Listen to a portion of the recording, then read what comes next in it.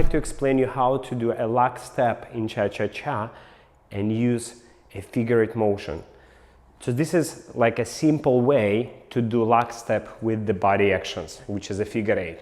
So first of all, what is a lock step? So basically when we do cha-cha-cha, at certain moment when we move forward, we have this locking action in our leg. So we're stepping forward, and after that we're crossing leg on the ball of the foot in this famous Latin cross position where your knee connected, and then you're pushing from the back foot, keeping that heel as high as you can, and then you go to the next step.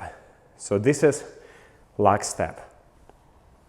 Or you can do it the same on the other leg. So step, and then you bring the back foot on the ball of the foot behind, and then pushing from the back foot forward. So the leg action, if I talk about just feet, is gonna go ball, heel, ball, and then you getting out of lock step is gonna go ball, heel. We can do it on the other leg, ball, heel, ball, and then you straight this leg and pushing out, ball, heel.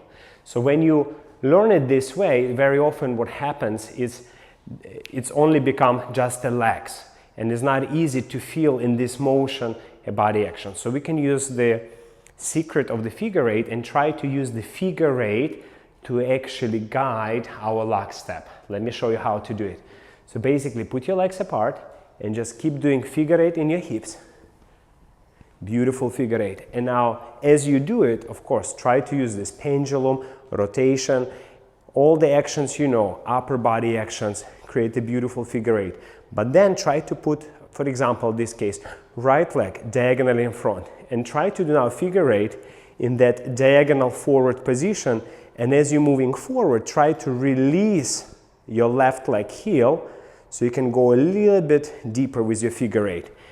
But in matter of fact, you're still doing a figure eight, nothing else. It's very, very similar as you do here. The only change is that leg is in front and back foot, because it's a little bit more movement, the back foot heel is lifted. So try to still do figure eight in this position. Now, as you drift forward with your body and your figure eight, little by little, try to use that energy of figure eight and try to bringing that foot into that crossing position as you do figure eight. And you will see how the figure eight motion actually start guiding your leg.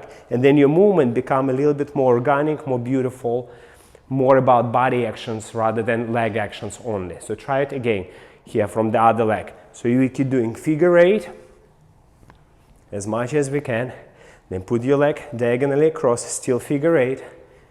Now once you feel comfortable here, put your leg slightly more in front.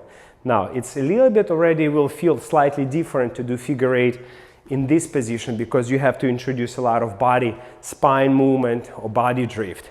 But in your hips, happening exactly the same, that figure eight or Cuban motion, the same as you do side to side.